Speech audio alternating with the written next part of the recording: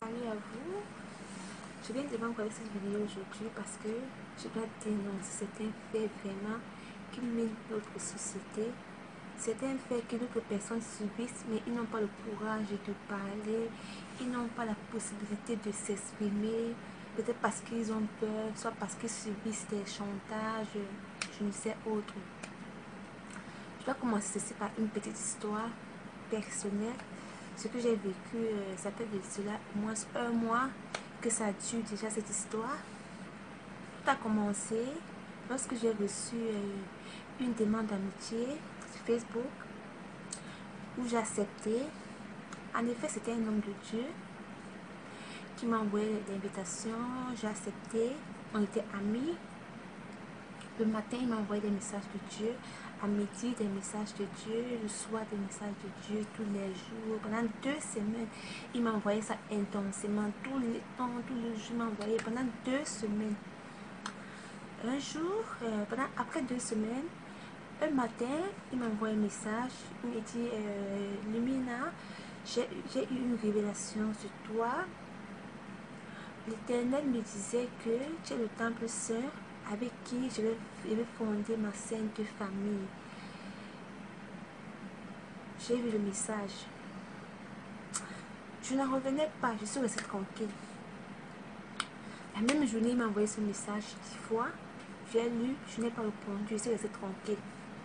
Le lendemain, même chose. Il m'a encore envoyé ce même message encore 10 fois. Pendant 4 jours, je n'ai pas répondu. Le 5e jour, il m'envoie un message dans lequel il me menace. Il me dit, Lumina, si tu n'acceptes pas l'appel de Dieu, tu vas subir sa colère. Tu ne seras jamais en paix dans ta vie parce que tu as refusé l'appel de Dieu. Quand j'ai vu ça, ça m'a vexé, c'est vrai, mais j'ai gardé mon calme. Je me suis dit, je vais voir jusqu'à où ce pasteur va aller dans ses menaces. Je suis restée tranquille. Après 2 jours, il m'a encore envoyé un message dans lequel il disait, Lumina, si la Vierge Marie faisait comme toi, l'enfant Jésus ne devait pas venir au monde. Lumina, il faut suivre ton destin et accomplir ta mission sur terre. Ok, j'ai vu le message. Je n'ai pas toujours répondu. J'ai dit que je vais voir ce que ce pasteur veut vraiment venir. Hier alors, il m'a envoyé au moins 3 textes, 3 longs messages dans lesquels il me proférait des menaces. Il m'a envoyé des mots choquants, des injures, vraiment des mots que je n'aimerais même pas parler un peu parce que c'est pas digne venant d'un pasteur. Alors, il m'a dit, Lumina, tu vas subir la colère de Dieu parce que tu refuses son appel. Ok. Quand j'ai senti que c'était un peu de trop parce que depuis que je gardais mon silence, lui pensait que peut-être que j'avais peur, j'étais timide. J'ai pris mon téléphone, je lui ai répondu. Je lui ai dit, si tu as l'habitude de faire ça aux jeunes filles, tu as le but de profiter, de coucher avec eux, de les escroquer, sache que tu as frappé la mauvaise porte. Parce que moi, je ne vais pas me taire, je ne vais pas rester tranquille. Ça fait un mois que tu me harcèles, tu m'avances des menaces, tu te caches derrière Dieu pour harceler les filles sexuellement, pour les promettre le mariage. Hein? Avant ça même, quand lui et moi on se changeait, il me demande, Lumina, est-ce que tu connais des gens qui ont des problèmes de stérilité? Est-ce que tu connais des gens, des jeunes filles qui ont déjà l'âge avancé, qui ne sont pas mariées? Vas-y, si tu connais, donne-leur mon numéro de téléphone, demande-leur qu'ils me contactent. Parce que moi j'ai des prières miracles, j'ai des solutions pour faire des femmes concevoir, j'ai des solutions pour faire des gens trouver du travail. Si tu as des amis, des connaissances qui ont n'importe quel problème, n'hésite pas à les passer mon numéro parce que moi je suis vraiment un pasteur efficace. J'ai la capacité dans tous les problèmes. Mais attends, ce que moi je veux vraiment demander aujourd'hui à ces faux hommes, de Dieu là, à ces hommes, on les appelle comment là? Les bonbons pasteurs là. Vous prenez le nom de Dieu, mettez devant pour accomplir vos missions diaboliques, pour accomplir vos missions machiavéliques, pour accomplir vos missions démoniaques. L'escroquerie, c'est vous. L'harcèlement sexuel, c'est vous.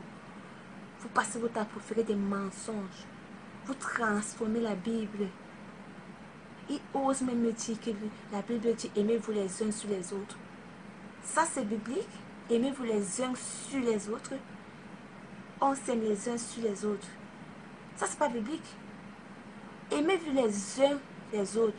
Aimez-vous les uns les autres. Non, aimez-vous les uns sur les autres. Il me dit, la Bible dit, quand on frappe, on ouvre. Quand on frappe quoi? On ouvre quoi? Quand vous voulez faire vos pornographies, vous utilisez les mots de la Bible. Vraiment. C'est très honteux.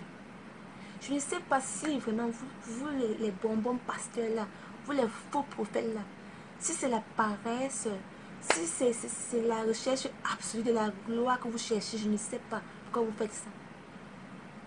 Vous voyez quelqu'un qui a une maladie, quelqu'un qui a une souffrance, il vient vers vous parce qu'il espère vraiment trouver une solution. Il espère vraiment que grâce à vos prières, Dieu va exercer un miracle dans sa vie.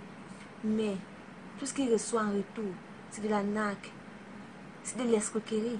Je ne vous dis même pas. Quand tu vas voir ces pasteurs, tu leur poses un problème. Qui dit, donne-moi 30 000, donne-moi 20 000. Avec ces 20 000, je vais acheter l'onction, je vais acheter l'encens, je vais acheter ceci pour faire ta prière. Je ne sais pas si c'est biblique. Donc vous voulez me dire que tous les miracles que Jésus accomplissait là, il demandait l'argent avant de les accomplir. Hein? Tu peux avoir un pasteur, tu dis au pasteur, j'ai un problème de fertilité, ça fait déjà 10 ans que je suis mariée avec mon mari, je n'ai pas d'enfant. Le pasteur qui dit carrément que non, ton mari là, il est un temps un peu impur, il est malsain. Il faut divorcer de lui, ne couche plus avec lui parce que lui là, il est malsain. Mais comme toi, tu es l'enfant de Dieu, Dieu t'a envoyé chez moi, je vais prier pour toi et je vais te permettre d'avoir un enfant. Parce que moi, je suis un temple saint et toi, tu es un temple saint. On va s'unir ensemble et tu auras les enfants. Ça, c'est biblique. Ça, c'est biblique. Donc, le pasteur couche avec les fidèles pour qu'ils puissent concevoir. Ça, c'est biblique. C'est ce que Jésus faisait. Waouh! Sacré pasteur. Sacré pasteur. Parfois même, quelqu'un est malade. Au lieu qu'on l'amène à l'hôpital, on dit non, on l'amène chez le pasteur va prier, va guérir.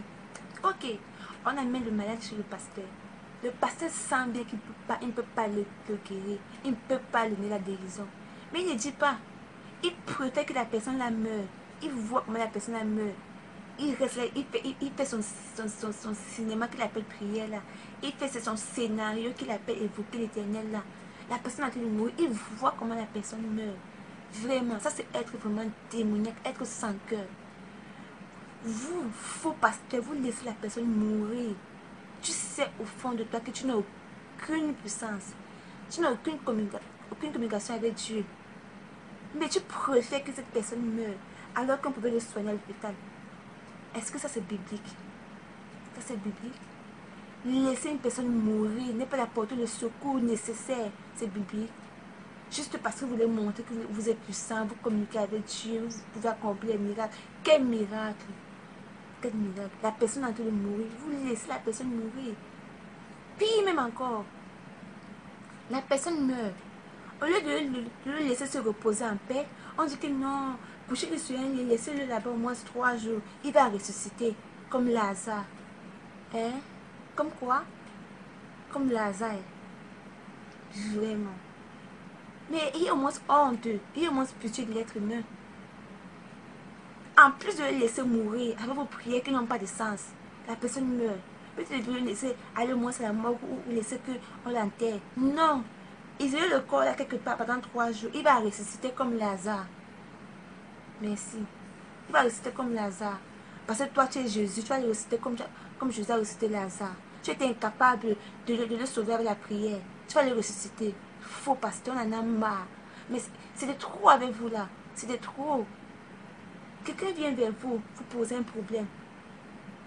J'ai un problème j'ai un problème de maladie depuis peut-être 8 ans, je n'ai pas la santé. Puis il lui dit que non, va à l'hôpital parce que ton cas est un peu... Non, viens, je vais prier pour toi. Je vais prier pour toi. Tu vas prier quoi? Qu'est-ce que tu vas prier? Faux pasteur, on en a marre. On en a marre. C'est quoi? C'est la paresse? C'est quoi? C'est l'absence de la gloire? C'est quoi?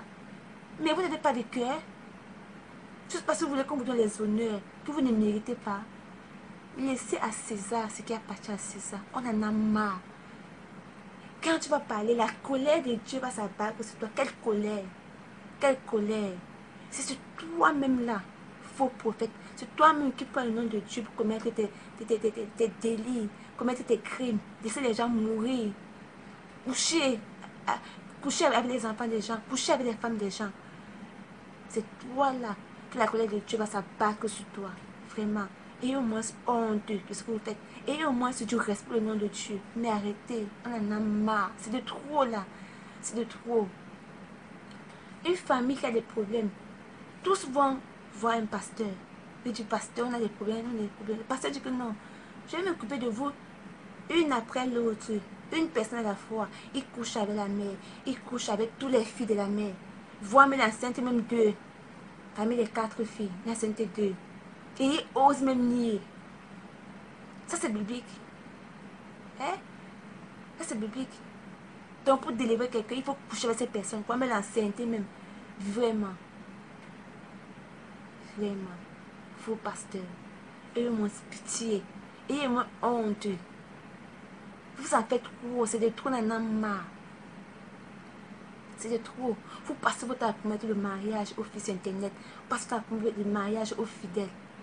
Mais quel mariage? Quel mariage? Quel mariage? Juste parce que vous les arnaquez. Merde. Je ne sais même pas vraiment comment les sœurs là sont, les sœurs d'église. Parfois on les appelle les suites sisters. Les suites sisters. Tu les vois à l'église, elles sont comme les petites sœurs de Marie. Elles sont comme si c'était très saintes. Elles passent à coucher avec le pasteur. Vous pensez que le pasteur qui couche avec vous là, il est saint? Vous pensez que le pasteur qui passe le temps à s'utiliser sexuellement là, c'est une mission biblique? C'est ce que Jésus faisait. Ça, les sœurs d'église, elles sont comme les domestiques du pasteur. Chaque temps, elles sont chez le pasteur pour faire le ménage, pour laver son vêtement, pour arranger son lit, coucher avec lui, lui faire à manger. Tchaï. Même Jésus là, il n'avait pas tous ces soins là. Tchaï, il ne faut pas exagérer. C'est même quoi ça? C'est même quoi ça? Le pire même, le pourri machin du pasteur ose me dire que la colère de Dieu va s'abattre sur moi. C'est toi là que la colère de Dieu là va s'abattre sur toi. Je t'assure. Parce que après cette vidéo, c'est que je vais partager sur les réseaux sociaux. Si tu oses brancher ta moindre sale gueule là, je n'hésiterai pas à balancer tes photos. Oui. Sur la prochaine vidéo que je vais faire. Ça n'est rien que pour toi que je vais faire. Parce qu'on en a marre. On en a marre. Arrêtez. Arrêtez, on en a marre.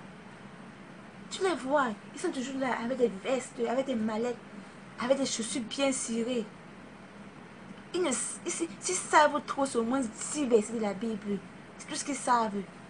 Tout ce qu'ils savent dire. Aimez-vous les uns sur les autres. Quand on frappe, on ouvre. Aime ton frère comme toi-même. Tu ne voleras point. Tu ne désireras point le bien d'autrui. Tu ne mentiras pas. Tout ce qu'il connaît. Tu ne tueras point. Il ne connaît plus rien. Tout ce qu'il connaît là-bas. Il ne connaît plus rien. Voilà les seuls mots qu'il connaît. Il ne connaît plus rien. Il ne connaît même pas tel verset, il ne connaît plus rien. C'est moi les mots que même un enfant dans la maternelle peut dire. Vraiment. Il y en a marre. Mes soeurs, mes frères, commencez dès maintenant à dire non. Commencez dès maintenant à dire non, parce que ça ne peut plus continuer comme ça. Ces faux prophètes-là, ces faux pasteurs-là, ils passent le temps à diviser les familles. Ils passent le temps à enceinte les filles. Ils passent le temps à déviger, à profiter de la société des fidèles. Mais c'est trop. Je ne suis pas prophétesse. Je ne suis pas une suite sister. Je ne suis pas infidèle d'une église ou que ce soit. Je suis une croyante. Je crois à ma religion et je pratique cette religion. Donc, je vais vous dire, vous qui regardez cette vidéo, l'église ne sauve pas, mais c'est la foi qui sauve. C'est la foi qui sauve. Parce que même si on met devant vous Jésus là, qui vient pour vous sauver, si vous ne croyez pas que c'est Jésus, vous n'allez pas être sauvé. Vous avez suivi. Si vous ne croyez pas que oui, Jésus peut me sauver, vous ne serez pas sauvé. Même si Jésus vient personnellement, vous ne serez pas sauvé. Tout c'est la foi. L'église ne sauve pas. C'est la foi qui sauve. Parce que même tous ces pasteurs qui accomplissent les miracles là, tous ces pasteurs qui passent le temps à vous menacer là, tous ces pasteurs qui passent le temps à faire des miracles là, qui passent le temps à délivrer des gens, à faire des miracles, ils sont populaires, ils sont connus. Vous n'êtes pas ceux qui seront au paradis. Vous n'êtes pas ceux qui sont avec Dieu. Même le diable a accompli des miracles. Même le diable a accompli des miracles. Vous n'êtes pas sûr qu'ils sont en la présence de Dieu. Il te dit que j'ai eu la vision, Dieu m'a parlé. Dieu t'a parlé de quoi? Qu'est-ce que Dieu t'a parlé? D'escroquer, de coucher avec les fidèles, de proférer des mensonges aux fidèles. C'est ça que Dieu t'a parlé.